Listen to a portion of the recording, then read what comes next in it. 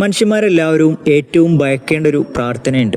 ഒരു വ്യക്തി അന്യായമായി ഉപദ്രവിക്കപ്പെടുകയോ അല്ലെങ്കിൽ അപമാനിക്കപ്പെടുകയോ ചെയ്യുമ്പോൾ തിരിച്ച് പ്രതികരിക്കാൻ കഴിയാത്ത അവസ്ഥയിൽ ആകാശത്തെയും ഭൂമിയൊക്കെ പിടിച്ചു കുലുക്കുന്ന ഒരു ആയുധം തന്നെ അവൻ്റെ മുന്നിലുണ്ട്. മർദ്ദിതൻ്റെ പ്രാർത്ഥന.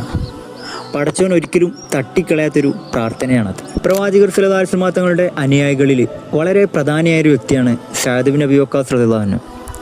ഒരിക്കൽ അദ്ദേഹത്തിനെതിരെ ഒരാൾ അനാവശ്യമായിട്ട് ഇല്ലാത്ത കാര്യങ്ങളൊക്കെ പറഞ്ഞു വരുത്തി അദ്ദേഹത്തെ അനാവശ്യമായി അപമാനിക്കുകയും ചെയ്തു.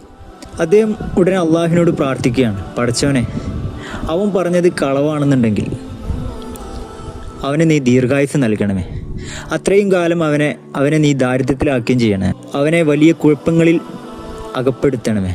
അങ്ങനെ ആ വ്യക്തി ദീർഘകാലം ജീവിച്ചു. അത്രയും കാലം ദാരിദ്ര്യത്തിലും ദുരിതത്തിലുമായി തന്നെ അദ്ദേഹം ജീവിച്ചു. വളരെ ബുദ്ധിമുട്ടിലും പ്രയാസങ്ങളിലൊക്കെ അകപ്പെട്ടുകൊണ്ട് അദ്ദേഹം ഇടയ്ക്കിടയ്ക്ക് പറയുമായിരുന്നു അത്രേ, എനിക്ക് സഅദ് ബിൻ അബീ വഖാസിൻ്റെ പ്രാർത്ഥന ഏറ്റതാണെന്ന്. നമ്മൾ ആരെയും അന്യായമായി ദ്രോഹിക്കുകയോ ഉപദ്രവിക്കുകയോ ക്രൂശിക്കുകയോ ഒന്നും ചെയ്യരുത്.